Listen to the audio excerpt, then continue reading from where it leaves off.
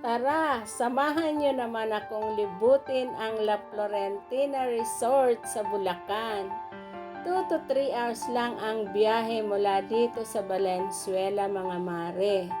Siguradong sulit ang pagpunta nyo dito dahil bukod sa mura lang ang entrance fee, maganda pa ang lugar.